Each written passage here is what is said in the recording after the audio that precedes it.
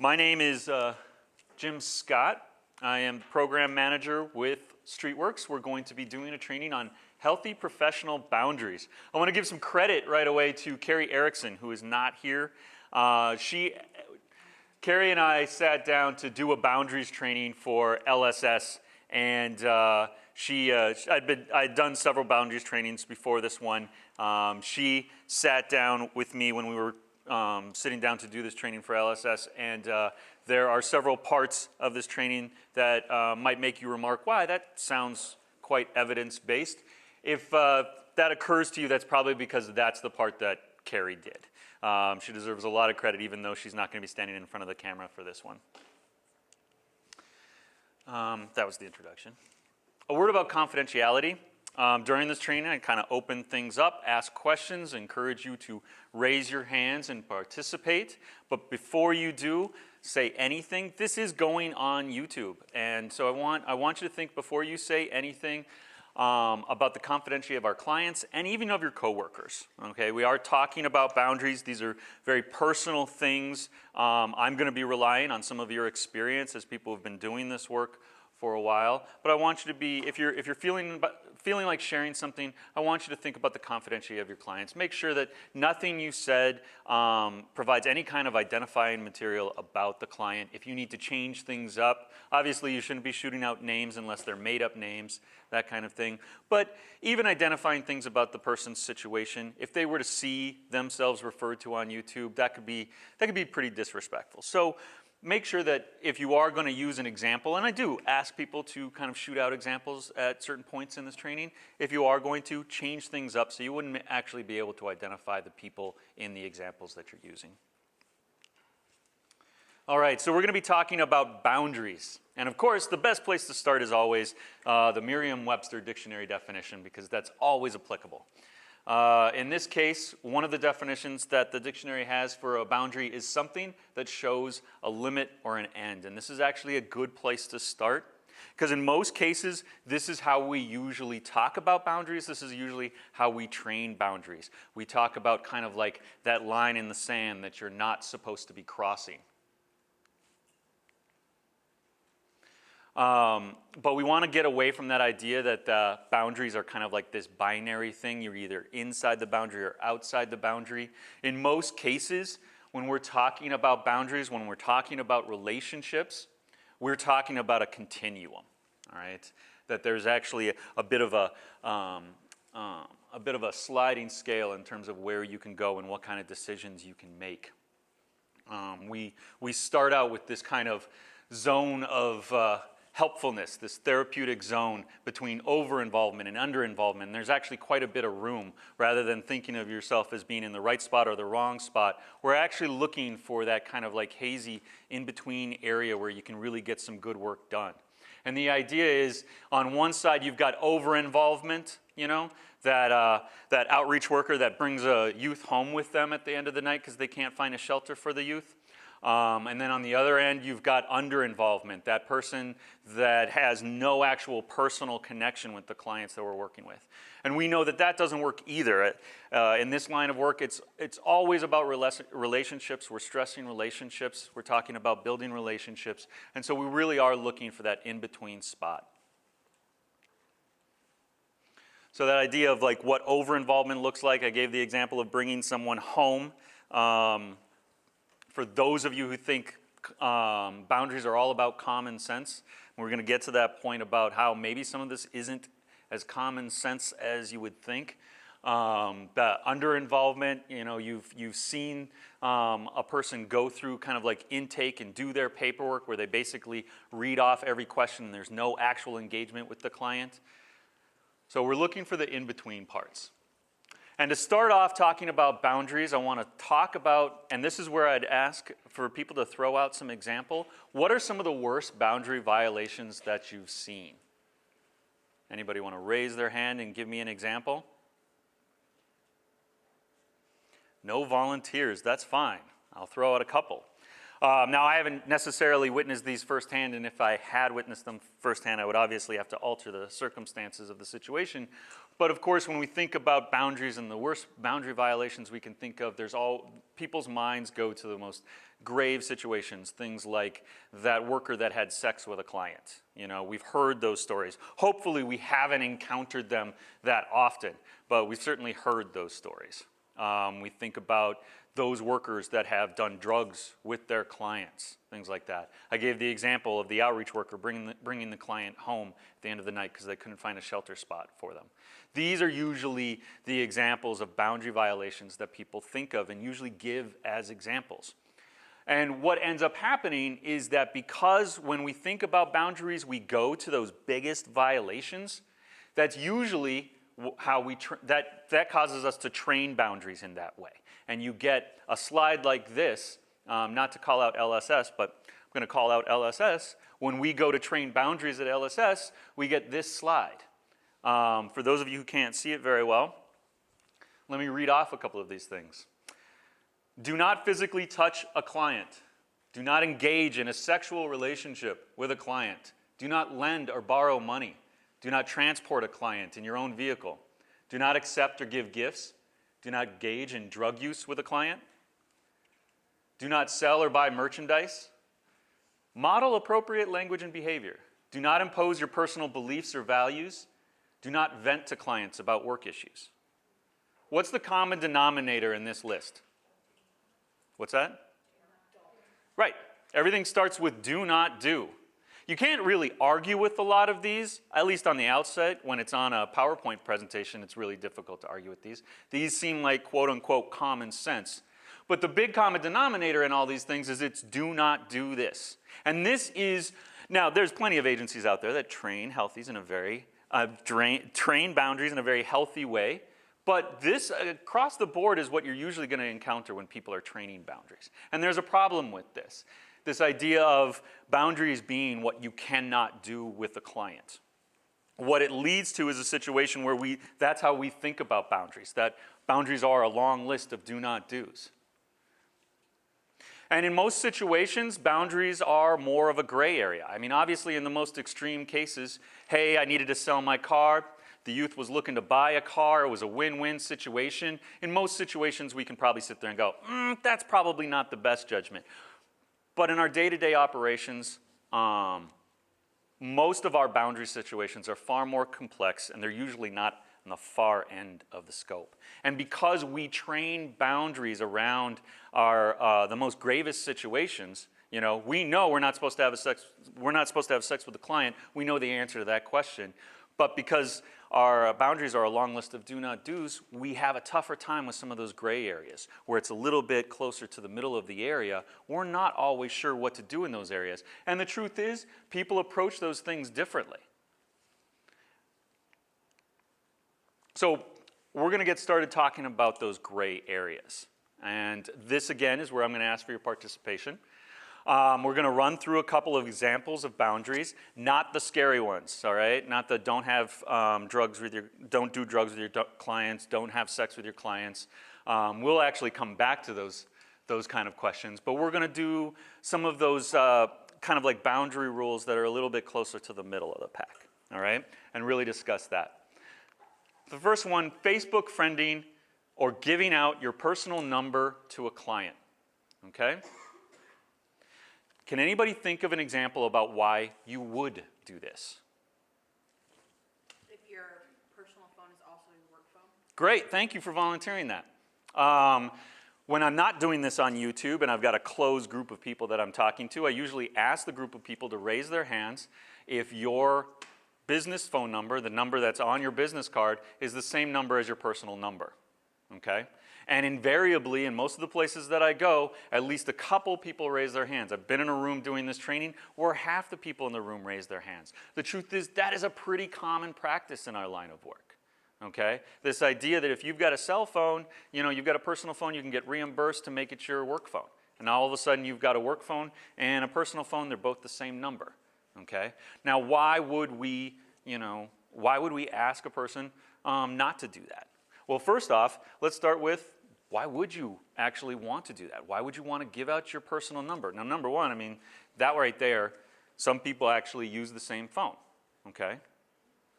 But in a situation, can you think of a situation where you would want to give your personal number out to a client? Let's say you don't have a work phone. You're working the desk at a shelter and stuff like that. You don't necessarily have a work phone. Why would you give out your personal number? Anybody have any ideas?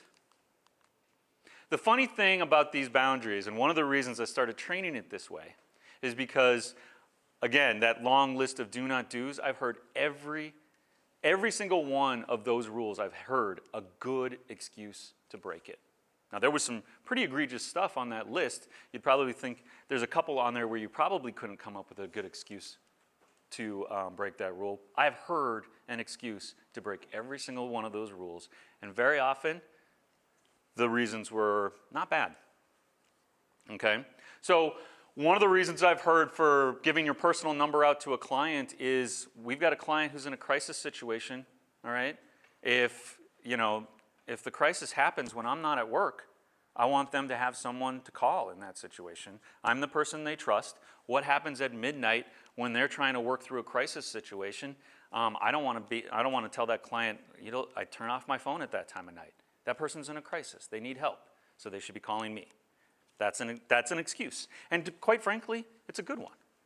What about Facebook friending a client? These clients lose cell phones all the time, highly mobile, at risk, okay? They get robbed all the time. They have unreliable income sources, and they may still have that phone, but it's not activated, okay? And if you're trying to get a hold of a person, sometimes Facebook is the easiest way to do that. These clients might lose their phone. They may never check their email, but they're on Facebook half the time. And so using that as the excuse, well, I Facebook friend the clients because that allows me to get in touch with them at any time. I know they're going to check their Facebook 5 or 6 times a day. So that's how I'm going to get a hold of them. So yes, I Facebook friend them, and there's a good reason for it. Okay? Sharing your personal history with a client. Anybody think of a reason why we would want to share our personal history with a client, even though it's against the rules? Dusty? It allows you to identify with them at a different level. Yeah. And what level is that? What? Exactly. Establishing some common ground. That's a perfectly good reason to share personal history with a client. Any other reasons why you would want to do that? How many people? Oh, go for it. Potentially using it as a teachable moment. Teachable moment, exactly. And a more personal moment is going to drive that point home a little bit more too. When it's hypothetical, but when you're talking about real experiences, that resonates with people. So yeah, it becomes more of a teaching moment. Exactly. Any other things? I would just say generally storytelling is really powerful. Storytelling? So if it, Sure, yeah. Storytelling is really powerful. You mentioned again, those clients that are unwilling to open up, might be more willing if you open up, right? Exactly. It can be very evocative. The other thing for me that's really tough, how many people do intakes where you ask, say, 15 or more invasive questions of the client? All right? Have you ever sat down and gone through that intake and tried to fill it out yourself with your own information? I encourage you, if you do an intake as part of your agency's work, to sit down and fill out that intake with your own personal information and realize just how invasive many of those questions are, okay? How triggering some of those questions are. And this idea that we ask all this information of the client sometimes within the first 15 minutes of meeting them. And yet at the same time, if they were to ask the same question of us, we're not going to share that information. Okay? We're not supposed to, not according to the rules. Okay? So that's a perfectly good reason why you might want to share personal history. Kind of evens the playing field a little bit, creates that common ground. Working with a client when you're not on the job. Anybody have a good reason why you would break this rule? Helps establish the trust that you're going to be there for them. Yeah. Their crisis don't happen on a 9-to-5 schedule. Good. Yeah. And it's a great example. I saw another hand. I was just going to say that. She stole it. Way to go, Carly. So the crises don't happen on a 9 to 5 schedule. In fact, for a lot of clients, 9 to 5 might be the safest part of their day, which doesn't exactly coincide with when they need you, okay? The other thing too is, in most cases, unless you're salaried, you're working a 40-hour work week, you know? That leaves a lot of hours to cover in terms of when a crisis can have when a client can have a crisis. It doesn't usually correspond with your schedule. It goes back to one of those reasons why a person would give out their personal number. You know, that idea that, wow, when you have a crisis, I want you to be able to call me. Anytime at night, I'm answering that phone for you, that kind of thing. But it's that same kind of thing. I actually had a much more positive and benign example of that, which was when I was working in a shelter as a manager, one of the staff had a Sunday to Thursday schedule, which means they didn't work Fridays and Saturdays. And when graduation time would arrive, all the graduations seemed to be held on Fridays, you know? And this shelter worker that I was working with had established these fantastic rapport with these youth, sometimes over the course of several years, you know? And if education was a big part of their case plan, then graduation was a day to celebrate, a really important day to celebrate. And they thought to themselves, I want to be a part of that graduation ceremony, you know? And it falls on a Friday, so I guess I'm going to have to do it on my own time, that kind of thing. I don't work on Friday. And besides, you know, you know, they didn't want to come to me and say, hey, can I go to this graduation? And then me say no. So they basically just did it on their own time. Paying a client to mow your lawn. What's a good reason to do this? What's that? It's work. It is work, yeah. Yeah. Anybody else? I mean, think about it. The excuse that I heard is, you know what? That youth needs 20 bucks, and they need it as fast as possible, all right? And if we can't find a way to give them 20 bucks, then they're going to go out and they'll hustle it up pretty quickly themselves. And that will probably be an unsafe choice. You know, it could be a choice that hurts them. This way, they're mowing my lawn. I'm a healthy person. I'm not taking advantage of them. They're making their 20 bucks easy. I'm not going to give it to them. They have to earn it, that kind of thing. And it's a pretty safe way to do it, you know. No one's getting hurt in it, right? Seemed like a quick, safe, healthy way to make 20 bucks as opposed to the other ways that you can earn 20 bucks. Accepting a gift from a client. Now, obviously, if the client is trying to give you a big screen TV, people know to say no to that kind of thing, I would hope. But what are some of the other gifts that you've been offered by a client? Has anybody been offered? Food? Right. Pictures. What's that? Like drawn pictures. Drawn pictures. Drawn pictures. Yep. I would get stuffed animals from clients. And at the end of my time at the shelter I worked at, my office was littered with these stuffed animals, the little, I don't know, they just, I don't know, they come out of nowhere. And people just love giving them as gifts, and my office filled up with them. But that idea that a client would give you a gift, this idea that we wouldn't accept it, that we would turn it down, I mean, the excuse that I would keep hearing is, hey, you know, that's a positive, healthy thing. That's generosity. Shouldn't we be encouraging that? You know, for me to turn down a gift is an insult to that person. In many cultures, that's how it works. You establish that relationship with that gift. And for someone to turn it down, it isn't just an insult, it's an impediment to that relationship. Okay? So I've heard a lot of reasons to kind of push beyond those boundary areas. All right? And this is one of the reasons why I do this training this way, is because I kept hearing excuse after excuse. These boundaries are a good idea, but what about this? All right? Yeah, I get the idea that I'm not supposed to be handing out my number to a youth, but that youth is in crisis. They need me, and they're not going to call anybody else. Okay? Yes, yes, yes, I know we're not supposed to be, you know, letting the youth mow our lawn and things like that, but that 20 bucks that youth earned that day meant that youth didn't have to hit the street for it, okay? These are really good reasons to break those boundaries. And the really scary thing is if we make it kind of this binary choice of you're either following the boundary or you're not, okay? And we don't acknowledge that there's some ambiguity there and that there's different ways to apply these rules. If we don't acknowledge that, then what very often ends up happening is if you're breaking that boundary, if you're breaking that rule and you think you're doing it for a very good reason and the ends justifies the means, the other thing that it does is it means, hey, if I'm breaking a rule, that means I can't tell my boss about it. I mentioned that thing before about the staff that wanted to attend a graduation on a Friday when they didn't work Fridays. And they didn't come to me and ask me about that because they knew I was going to say no, right? That's a boundary violation. So they didn't even talk to me about it. They just chose to do it on their personal time. And they considered it personal time, which, you know, I can't tell them one way or another to do that. It creates situations like that.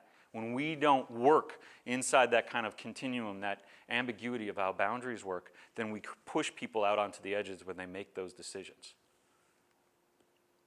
So our next definition that we're going to go to, that's right, there's 2 definitions for boundaries in Merriam-Webster's. Actually, there's more than that, but these were the 2 we're going to use.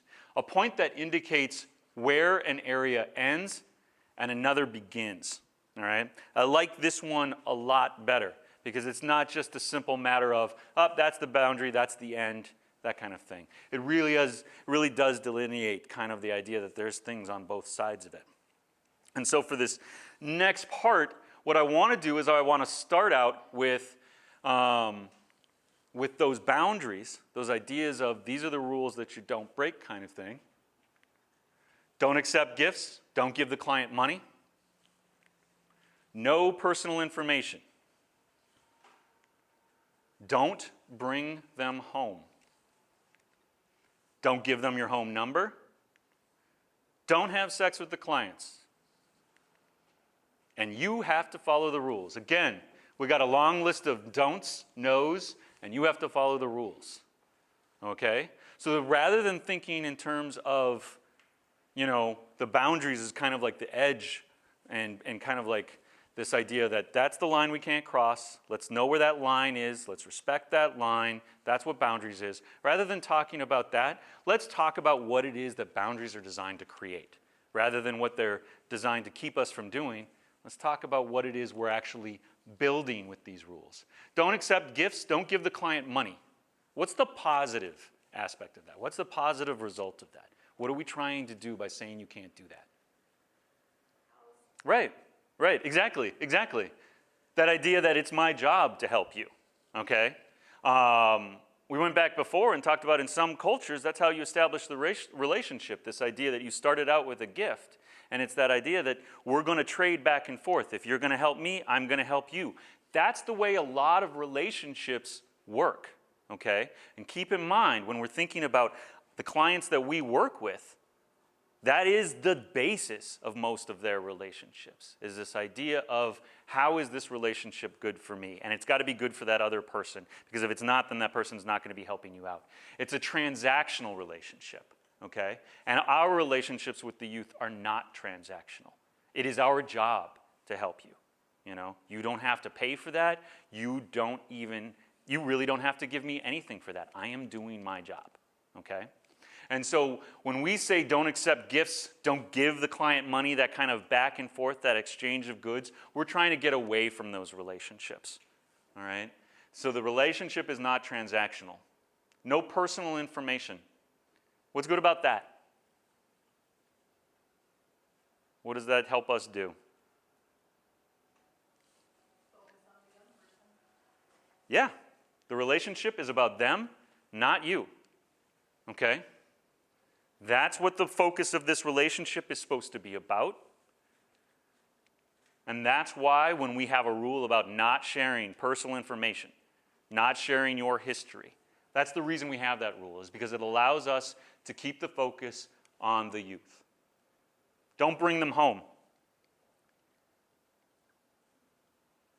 Any ideas why you wouldn't want to bring a youth home? Like, what does that do for the relationship? Your work takes place in their space, not in yours, okay? Now, like I said, worked in a shelter before. And there's that idea that when you have a shelter space, obviously you're in charge of it, but you try to find ways to make it the client's space. You get their advice on how it should look, how you decorate it, what kind of things should be in that area.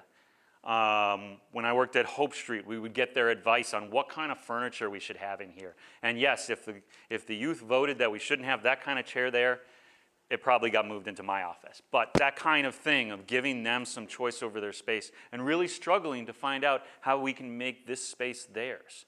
And it's that idea that we do our work in their world. As outreach workers, this isn't the same for everybody, but I know that one of the reasons I like doing outreach work is because it's in their space. That's their street, not mine. It's their school, not mine.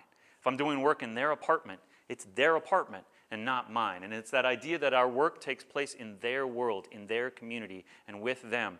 Our home is separate from that, you know? That's our space. And we want to make sure that they know and they realize that the work, the relationship that we've got, it takes place in their space. It gives them some more power, it gives them some more say and some more ownership. Don't give them your home number. Why would we have a rule about that? What does that create? This idea that they only get like a work number for you. What does that say about the relationship?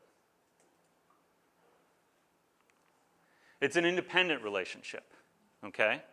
Now that may not be as clear a connection, but it's this idea that it's not all about you. All their needs are not being met strictly from you, okay?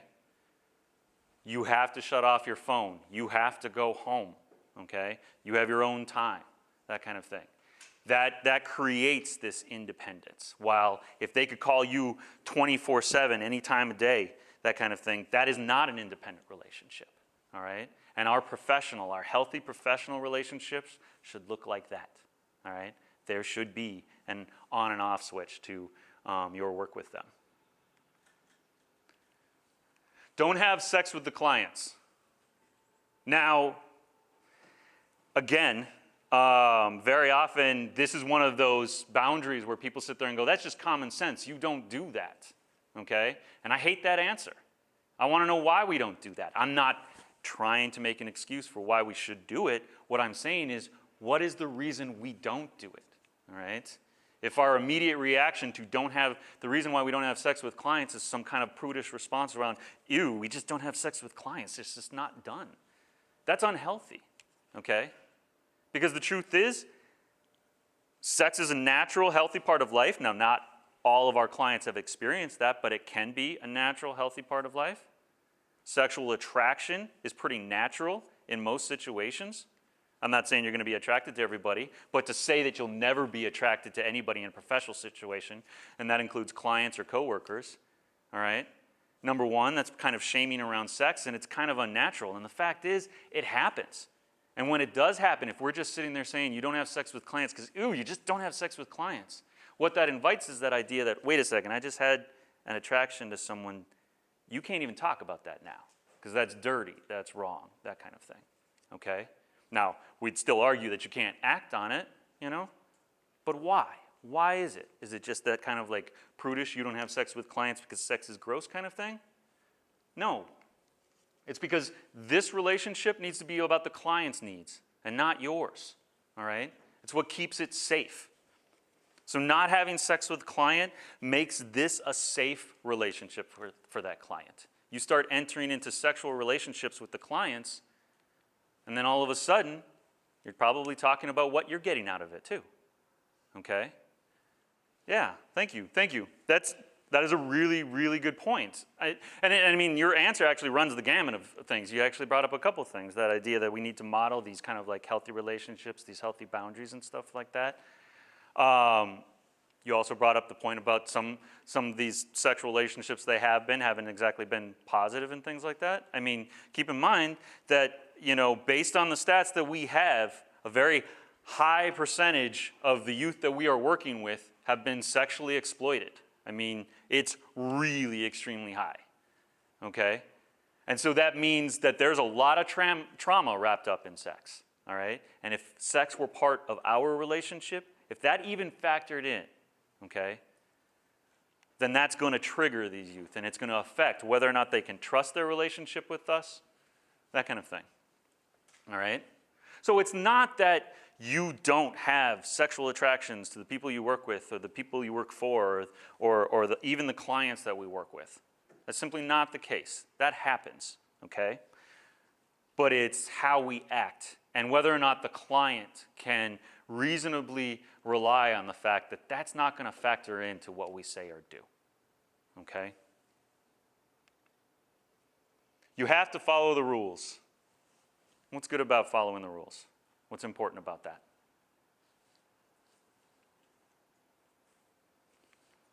It creates an accountable relationship, all right?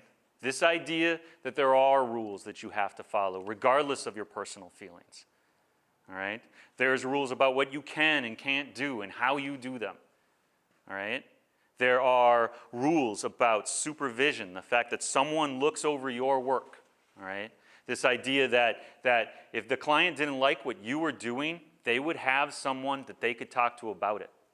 All right? That you are answerable to someone. You're not out there, you're not a maverick social worker that just does whatever they want to do. Someone makes sure that you're actually doing a good job, and when you don't, they step in and they take action. And the client needs to know that, because this relationship isn't just about you and them. This relationship is about getting their needs met, and if you're not going to do it and you should be doing it, they have a recourse there. So it creates some accountability, all right? They know, okay, or should be able to figure out when you're doing something wrong. You're not writing these rules, okay? And that means that, well, you know, actually you're supposed to be meeting with me once a week. That is kind of like the terms of this relationship, and if you're not, I can go to your supervisor and say, they say I'm a client, but they're not meeting with me when they say they're going to meet with me, okay? It creates some accountability. If you're not going to get the job done, they have someone to talk to that will help get that done, okay? It's not just about you or them. So what we want to focus on, rather than focusing on do not do this, do not do that, we want to focus on what is a positive, healthy relationship. What do these boundaries actually build? The relationship is safe for both the client and the worker. The relationship is supervised, and the worker must follow rules. And this must be transparent from the beginning, all right? One of the reasons that boundaries are tough to talk about with clients is because we think of them as a long list of do not do's. And that's not how we want to start a relationship. That's usually what we want to put that conversation off as long as possible, you know, because it's negative. Rather than talking about that list of all those things we can't do, let's focus on the things we can do, you know, that kind of thing. Well, so then boundaries aren't going to come up until you absolutely have to talk about them. But if we think of boundaries as a positive thing, if we think of boundaries as something that helps us build a positive, healthy relationship with the client, then we can be transparent. We can be upfront about it. We can make that part of the conversation from the very beginning. And that's a healthy way to approach it, all right? This idea that those boundaries are actually good for our relationship, and this is how. And so being transparent, being upfront about it, I am a professional, and that's what this means. When we're building that relationship, you can tell the client what they can and can't count on, all right? So rather than defining boundaries as what's on the outside of the boundary, let's look at what the boundaries define on the inside, that professional relationship. The relationship is consistent but flexible.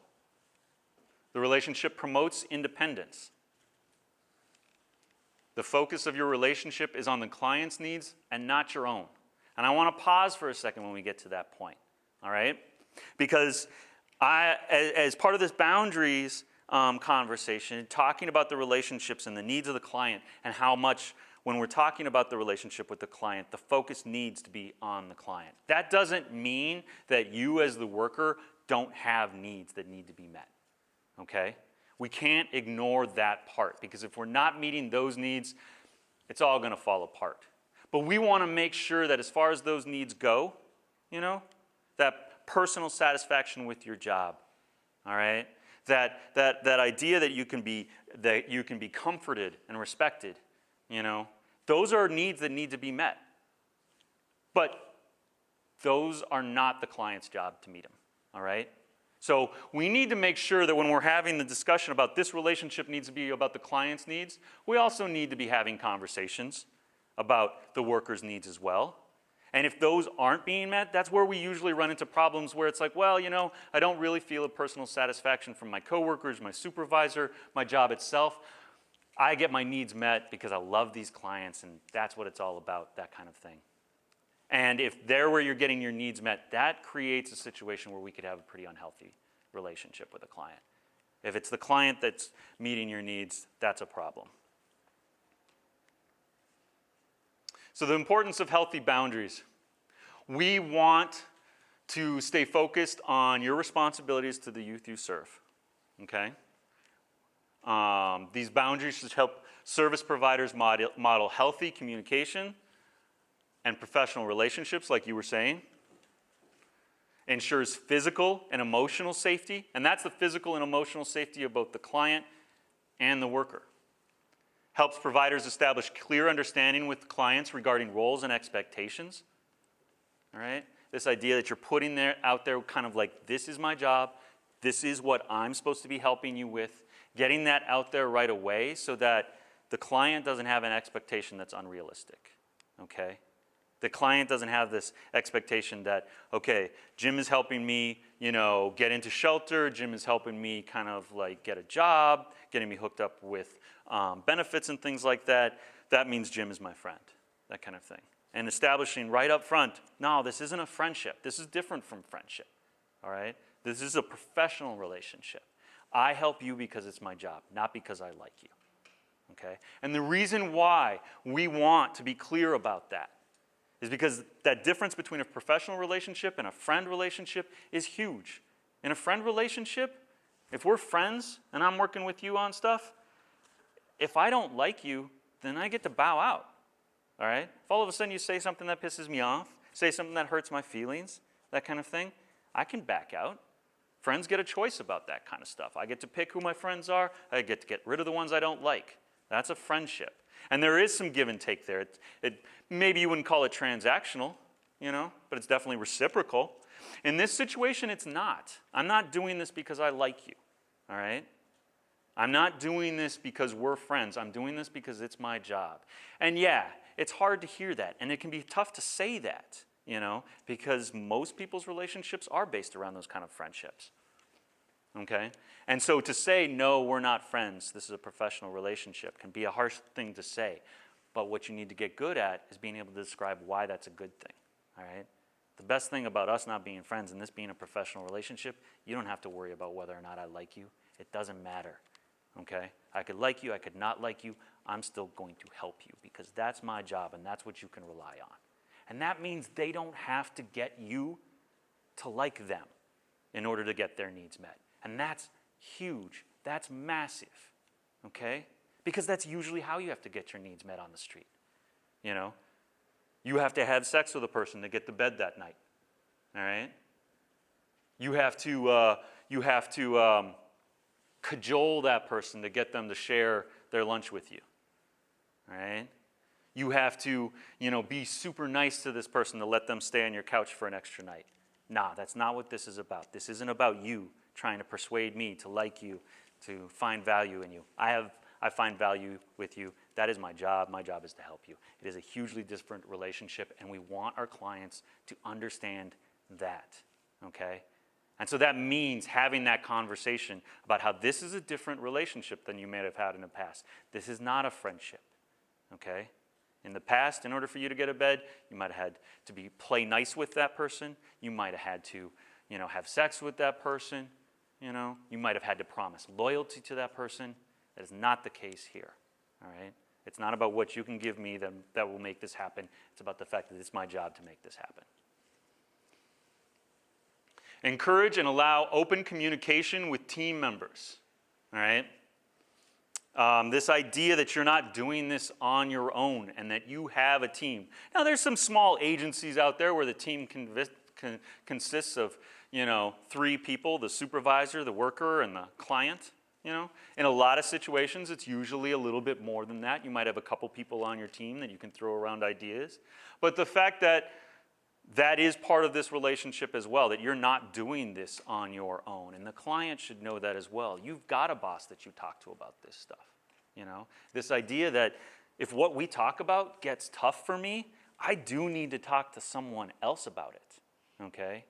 That there are a couple things that are kind of like off the board in terms of whether or not you can share them with your supervisor, but in most things, you are talking to your boss about what's going on, and you're talking to your team, particularly about the tough things. That doesn't mean you're throwing the client's personal business out there willy-nilly, but you have the ability to consult coworkers and peers around these questions.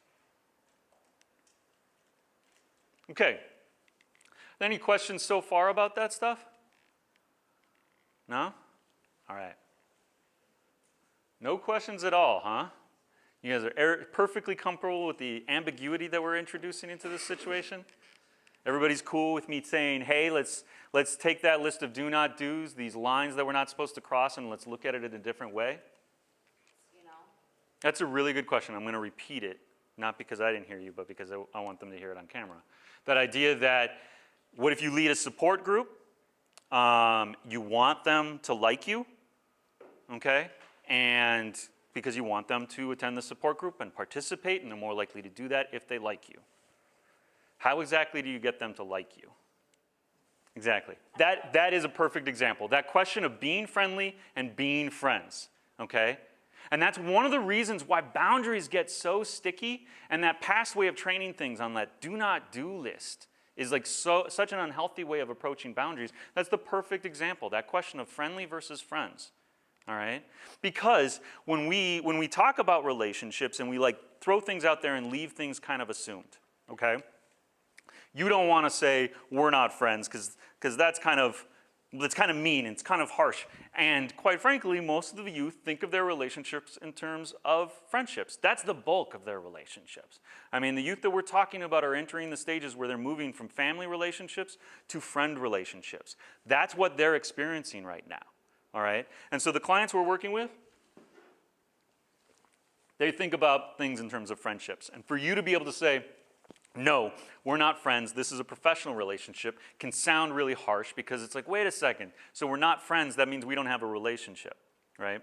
And then you follow that up with, and maybe you don't even have that conversation, okay? Maybe you're just sitting there going, okay, we're going to have a relationship, that kind of thing, we're building on this kind of thing, and I'm friendly with them, and they interpret that as we're friends. That's pretty natural. I'm acting nice to you, I'm being friendly, I'm starting to establish rapport, asking all the right questions that makes you feel comfortable, that kind of thing.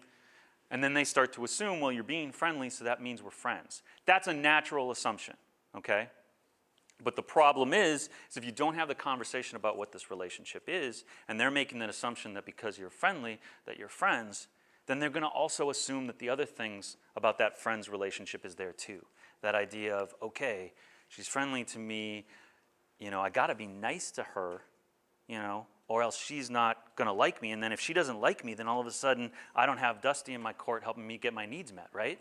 That's a really dangerous situation. It's probably even more dangerous in a support group where in order for healthy things to be happening in that support group, people need to be exchanging information. They need to be safe. They need to feel like they can share that kind of stuff. That's where the healing kind of happens in a support group.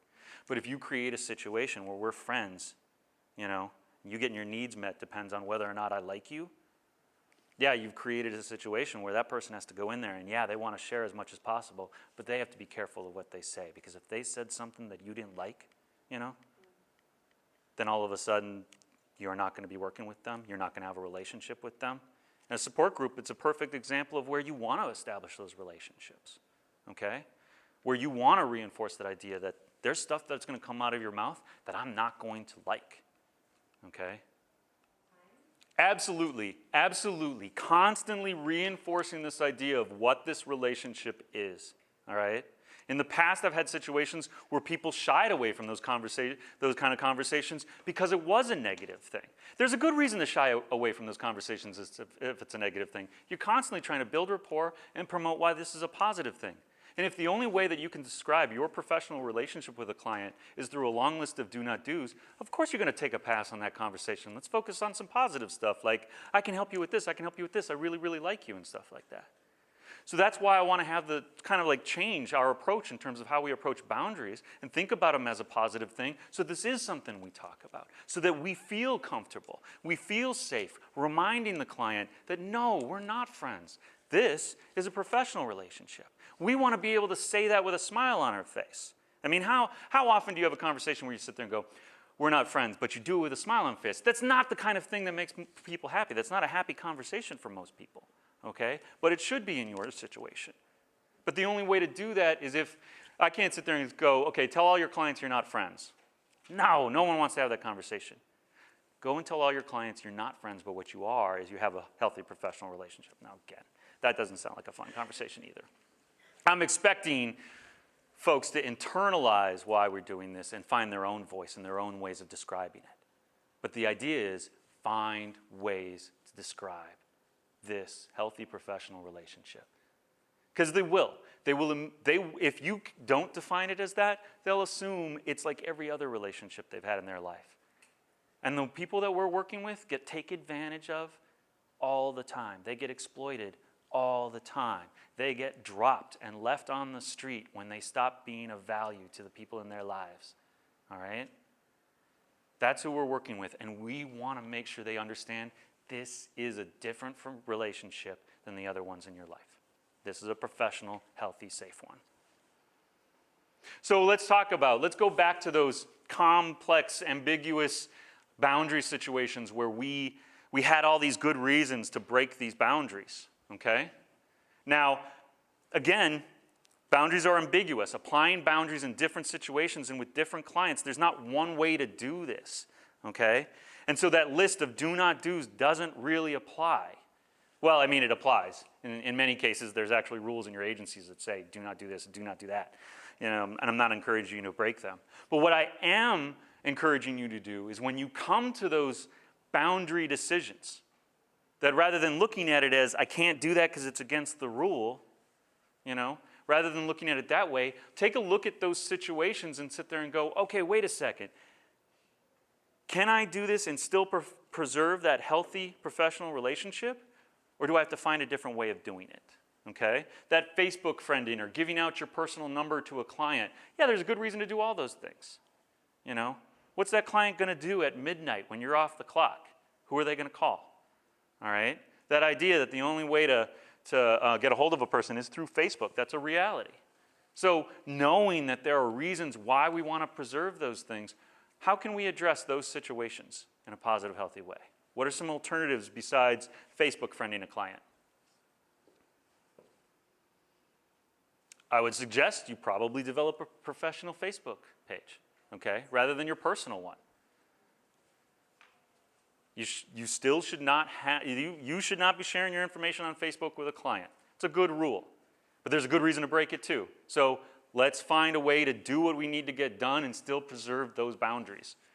Giving out your personal number to a client. Yes, clients are going to have crisis at midnight. They're going to have crisis at 3 p.m. on a Saturday afternoon when you're off the clock. And they're going to have a crisis at 6 o'clock in the morning while you're driving in and you shouldn't be answering your cell phone.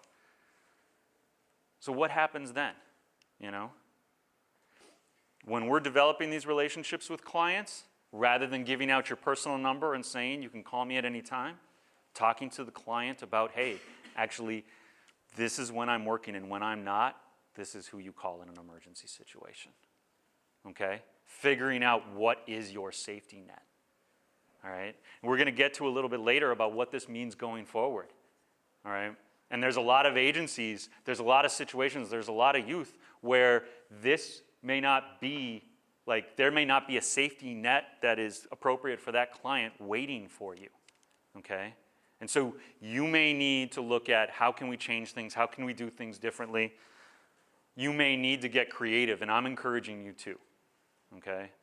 To look at these situations and sit there and go, okay, if my only solution to this is to give out my personal number, maybe we've got to come up with a different situation, okay? Maybe we've got to come up with a different way of addressing that. And that's going to be different for every situation. Some agencies are 24/7. They've got a shelter open at all times of the day. There's someone to call at the front desk. And you can sit there and say, hey, when I'm not on, if I'm not answering my phone, it's because I'm off. And when I'm off, you can call the front desk and you can work through issues with them, okay? So that they have someone to call. Sharing your personal history with a client, establishing that rapport, that's important, okay? And so I'm not necessarily saying that all personal information is off the table, What I'm encouraging you to do is to sit down and think about, I'm about to share this personal piece of information, all right? Will it keep the focus on the client? That is an important question, okay? Now, this person is being tempted to use, and in the past, I've used, and I've had to struggle through those demons myself. I feel like sharing it, I stop and I sit there and say, will all of a sudden this move the conversation over to me and then not be helpful for that youth? So we want to preserve that focus on the youth. Can you have that conversation and keep the focus on the youth? And it's not as simple as saying, no, never share that information. But if you can't have that conversation and keep the focus on the youth, then you shouldn't be having it. And if there's a question about whether or not you can, figure out a different way to give that information. Maybe you share it hypothetically. I have this friend who actually experienced very similar things, you know. And yeah, you're talking about this hypothetical situation. It doesn't resonate as much as it would if you were talking about yourself. And you are talking about yourself. It may even seem a little dishonest. I was working through those demons, but I can't talk about myself. I'm going to talk about this hypothetical person. But at the same time, what it does is it keeps the focus on the youth. And you may decide, nope, that's personal information that I'm not going to share. You may decide, you know what, I've got a pretty good rapport with this youth. We've been talking a long time. I've already established a really, really healthy professional relationship with this person. I'm not worried that bringing up a piece of personal information is necessarily going to move the conversation away from them and onto me. That's a call that you can make and you should be making. Working with a client when you're not on the job. Well, in my example, I used that case of the person who didn't work Fridays and chose to basically go to a client's graduation on their own time. Okay? That staff didn't feel like they could come to me and ask me permission because they were afraid I was going to say no. And then, of course, when I found out about it, I was absolutely irate because they not only were they working with a client on their personal time, but they were also keeping it from me. So I spiraled into this huge overreaction, and then I had to take a deep breath and realize I was part of creating that situation. This is a perfectly healthy thing to do, attending a client's graduation, okay? They should have been able to go. And they had to sneak around me in order to go. I was partly in charge of creating that situation, and so I had to take some responsibility for, you know what? We need to identify those things that are important and are outside the scope of your work. And if they need to be a part of the scope of your work, then we need to shift some schedules around. And what ended up happening is I covered a lot of Friday mornings during graduation season, okay? But as the supervisor of the shelter, that was an important thing to do because my staff had identified this is stuff that we should be doing and we should have accommodations to make that happen, okay? So it's not always the worker that has to make the accommodation, that has to make a decision. And that's why I said this is about a team effort. Sometimes it's about working together to make those things happen. No, you shouldn't be going to graduation on your personal time, all right? And the reason why is you want to delineate this is personal time, that's professional time. I work with you on my professional time. I have to follow rules, and I don't get to work with you when I'm off the clock, all right? When my supervisor doesn't know about it. But one of the good things about that is when you're working with a team and you identify those things, all of a sudden you're working Friday mornings. You are on the clock when you're going to that graduation. And if that means I have to work the desk or we need to find someone else to work the desk, we do that. But that's part of working as a team and working together, okay? Paying a client to mow your lawn. Got 20 bucks in the client's hand. They didn't have to hit the street and hustle for it. It was a good decision. But what were some alternative ways to do that? All right? This is another one of those things, and this is one reason why when we get to a later slide, I'm going to be talking about this is something we should be constantly revisiting. All right? Because if that client needs 20 bucks and we don't have a way to get that client 20 bucks really quick, we're going to be stuck. All right? But if we're talking about things, this over the course of the year, course of time, you know, we can come up with ideas of what happens if we have a client that needs 20 bucks real quick. Are there ways that we can do that? Just off the top of my head, does anybody have any ideas? If you had a client who needed 20 bucks real quick this week, is there a quick way to do that? Yeah. And I mean, and I'm sure that takes a little bit of work. You have to set up a discretionary fund. I mean, the way most people's budgets work, you know, most things are like line items and things like that. So when you go to your supervisor and you say, hey, can I have 20 bucks to, you know, help this youth, You know there's money in the budget, but is it always allocated for that? That sometimes takes some work. It's not as easy as just saying, yeah, here, we've got 20 bucks in petty cash, make sure they get a receipt, that kind of thing. It's not usually as easy as that. So that idea that you've got money set aside, you even have an idea of what that youth could do to actually earn it, whether it's picking up trash in the parking lot, that kind of thing. But that takes some thinking ahead of time and saying, we're going to run into this issue where we need to get a youth might need a certain amount of cash, and they might need it quickly, and we might have to come up with some unorthodox ways of getting that into their hands. We want to have a plan on how to do that. Because if we don't, if you're under the impression, if the youth can't get a receipt, then there's no way we can give out the money, and that is a situation in a lot of agencies, then don't even bother asking Jim for the money. He's going to tell you no, okay? If that's the situation, people will start asking Jim if they can have 20 bucks, and they'll start doing things like this. And this is not an illogical response to that situation. This is creative. This is working with what you've got. Is it a boundary violation? Yes, but in the end, ends justify the means. That youth didn't have to go hustle for that 20 bucks. Well, we need to create healthy ways around that, okay? Anybody else have an idea of how a youth could get a quick 20 bucks? Anybody hear about the food shelves? Oh, you had an idea. Yeah. Donate plasma is a good one. There's a couple, and some communities have like a plasma center where you can donate plasma, and some don't. And so looking around your own community and looking at those kind of things, not waiting for that to come up before you have to start looking, because very often if a youth needs that 20 bucks really quick, it's usually like really quick, They usually don't come to you until they're desperate. And then when they're desperate, we're talking like it's got to happen now, that kind of thing. So you want to have things in place. So I was about to suggest the food shelves are a great place. We've got 3 of them operated by outreach workers just in the Twin Cities between Groveland and No Hassles, and then also Prism. Youth can get paid for working those food shelves, and that's a safe way to get money, a professional way to get money, that kind of thing. And you can promote that. You can promote that because that's a safe option. But everybody should be really looking around their communities for those kinds of things. Or when these questions pop up, and you come up with a really creative solution, making sure that you're making those solutions available to other people as well, because this will come up for another staff, which is why we want to share these kind of like boundary experiences with our coworkers. Accepting a gift from a client, all right? We talked about how maybe we want to do this, but because it shows kind of respect for the youth. But the idea is we don't want to make this a transactional relationship. So how can we do this that keeps it from being that transaction? How can we preserve that professional relationship? The idea would be that, one suggestion I would have is you can't give me a gift, but you can give StreetWorks a gift, So if you want to give me that stuffed animal, the ones that are filling up my office, I don't have an office anymore, so that I don't get them anymore. But that idea of, if you want to give me a gift, I can accept this on behalf of StreetWorks. But I can't take gifts myself, because this isn't about me.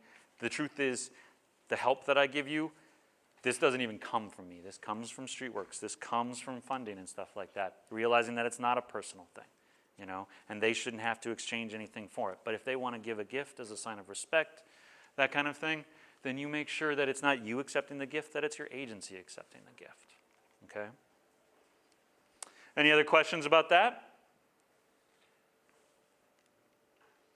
All right, so a couple helpful themes to keep in mind. Power differentials. The clients that we're working with are extremely vulnerable, whether you're working with them in a shelter, whether you're working with them in a transitional living program, if you're working with them in outreach, you're probably working with this vulnerable clientele, and if you're working with them in outreach, you're probably working with them in some of the most vulnerable situations that they'll be in. If you're providing them with any kind of basic needs, if you're providing them with the link to health, safety, stability, that kind of thing, all right? That's a huge amount of power. And it is that's just part of the work we do. This person is vulnerable, I am not. I have the ability to help them. That creates this power differential. And part of having these healthy boundaries in place is to kind of counter that power differential, to put a little bit more power in the youth's hands, in our clients' hands. And so that's why we push these boundaries, is to kind of even that out. It doesn't completely even it out, okay? You're still going to go through an intake, ask a huge amount of invasive questions, and not have to answer them yourself, okay? In the end, you have a house to go home to, and this youth might be staying out on the street. Or this youth is staying in your shelter, and you have the ability to kick them out and change everything for them in an instant based on your personal decision. All right? That's one of the reasons why this relationship has to be different. All right? Because if this is a personal relationship, well, these are personal relationships. If these are non-professional relationships, then that youth, is in a really rough situation. They have to keep you liking them in order to get their rent paid.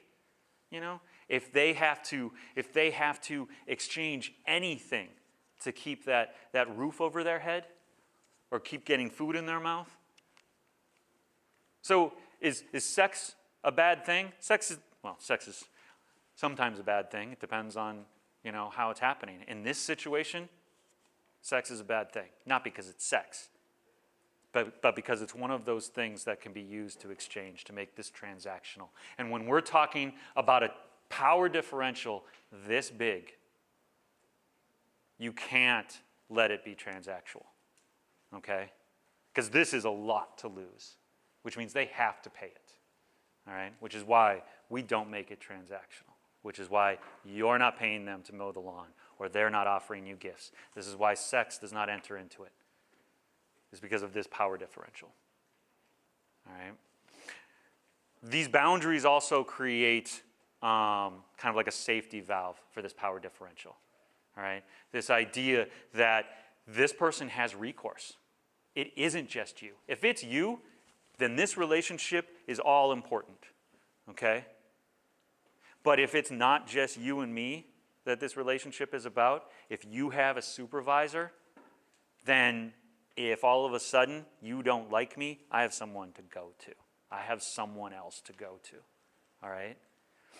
And let's face it, we are talking about, relationships here, all right? It is very natural to dislike the person who has power over you, all right? This relationship should not go well all the time. In fact, if it is, something's wrong, okay? If you have this much power over a person, and everything is hunky-dory between the two of you, that's probably because the client is under the impression everything has to be hunky-dory between the two of you for this to work. All right? There should be some resentment here. That's not just natural, that's healthy. Okay? So we want a relationship that can be tested by that. All right? We want a relationship where your needs are still going to be met regardless of whether you're mad at me, whether you don't like me, whether you're pissed off at me, whether you don't want to talk to me. Okay? Professional versus personal. All right? That idea that yeah, you are sharing information. And sometimes you're even sharing personal information. All right? There are a very long list of clients that know the name of my dog, okay? That know that I have a sister. I crossed those lines, okay? And they're out there. They know. They have all the information they need. I revealed too much. But so we're not saying that all personal information is off the table. What we're saying is we want to think about that personal information before we put it out there. Are we using that personal information to build a rapport? Okay? Because if that's what your rapport is based on, you've got to keep that going too. All right? What if they ask you another question and you don't feel like sharing that? Does all of a sudden that put that rapport in jeopardy? It would if you were friends.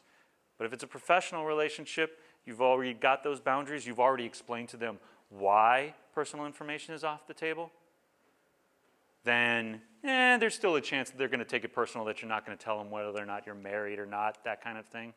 But at least they've got the information to understand why, okay? Why you're not sharing. So we want to make sure that our relationships are professional as opposed to personal, all right? We're not working with this person because we like them. We're working with them because it's our job and it's their case plan. It's their needs that we need to be meeting, and that is why, all right? And we're reestablishing that over and over again, all right? That doesn't mean you treat them like you don't like them. Remember, we had that kind of like zone of helpfulness, and we had disinterested and disengaged on the one end as opposed to overengaged. There's a risk of that. If we don't do a good job of talking about these boundaries, we have the risk of pushing people over and making them think that we don't like them just because we're being professional, okay? Or just because I won't share my personal information about where, you know, whether or not my mom and dad are alive. You know what? Let's talk about you. Let's talk about you. Yeah, you know, if we're not talking about why those boundaries are in place, there's a reason why they might interpret that as you just don't like them. But we're trying to make this about the professional. The other thing too is that burnout and compassion fatigue is a recipe for bad boundaries, okay? And again, I said before, you've got needs as a worker. Those needs have to be met in order for you to be able to do your job. But making sure that you're not getting those needs met through your clients, which means putting a lot of pressure on your supervisor and your coworkers, all right? That's why we need to work as a team, because you do need to get your own personal needs met, all right? And you need to make sure that those needs are being met in the workplace in healthy professional ways from your coworkers or your supervisor, because otherwise it's perfectly natural to look to the client to meet some of those needs. Appropriate roles, and we're going to get into this a little bit in what little time we have. This idea of understanding what it is, what is your job, what is your role, what are you supposed to be doing in this client's life. And the reason why we need to visit this and revisit this and revisit this is because our role is more than just how you do your job or what you do. It is more than just a list of job responsibilities, okay? Because everybody, you may have a job description, two people may share the same job description and do it completely differently. And we get caught up in this idea that our role is what we're doing with clients. And that's not necessarily true, okay? We have a role, we have a job, we have an obligation in terms of what we're supposed to be doing with this client. Everybody does it differently, but you need to revisit what ultimately is your role in this person's life, because that's what you need to use to figure out, should I do this or should I not do this, okay? It's not to do with, well, you know, my job as an employment counselor is to get youth to their appointments and that kind of stuff, so I drive them and stuff like that. And then the youth ask me, hey, can you drop me over at a friend's house? I'm visiting this friend for a party and stuff like that. And I figured, hey, it seemed to be fine because, my role is to drive people around. No. Your job is not to drive people around, all right? Your job is to get youth from wherever you're meeting them to their employment opportunity. That's why you drive them. You haven't just become a taxi driver just because you drive somebody. So it's really important to understand what your role is and use that to inform your decisions. Did I stay up all night talking to this youth through a crisis situation because that's my role or because that's what my job looks like? Okay? Making those decisions based on that role is really important. And you usually don't get to determine what your role is on your own. Very often you have a supervisor, you have a boss that helps you do that. You also have coworkers that work with you on that as well. But it's really important for you to be able to understand your role, and it's really important for you to be able to articulate it, because otherwise the client, again, those conversations that we don't have because they're uncomfortable, they still get had in the person's head. The person will make assumptions about that. And if you can't clearly explain what your role is and how it works, the client will make assumptions about it. Well, this person's helping me out. They must be my friend. Right? Their job must be to just help me out whenever I need something. Okay? It's perfectly logical to make that assumption if you haven't told them really what your role is. Accountability. Good boundaries only work when they're a team effort, okay? One of the reasons I bring this up is I've worked on several different teams where one person would have a rule about boundaries and another person would have a rule about boundaries, all right? And if you needed that ride to the party, or if you needed someone to get you $20 really quick, you knew there was one staff that wasn't going to do it and there was another staff that probably would, all right? Because there's different ways to apply those kind of boundaries and those rules. That doesn't mean that everybody's got to do it the same way, but two staff that work together in the same setting like that should be on the same page about how they do boundaries differently. Okay? They should be talking about it. That doesn't mean when you got two staff that are working the same shelter, or you've got two outreach workers working the same shift, you know, that those outreach workers all of a sudden have to apply the boundaries in the same exact way. No. What it means, though, is that you need to understand where your boundaries are and where this person's boundaries are, and be able to talk that stuff out. Okay? You need to be able to talk to your supervisor about stuff. All right? You need oversight. This is messy work, particularly if someone's going to get up and say, hey, let's take that list of boundaries, trash them, and replace them with a bunch of ambiguity.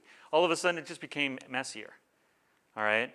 You need oversight because you will make mistakes. And the only way to make mistakes safely is to be careful about it, to be able to talk this out with coworkers, to talk this out with your supervisor, all right? To be able to say before you make a decision, hey, is this a good idea? And then after you've made a decision and it turned out it was wrong, being able to talk to your supervisor about how that decision was made, all right?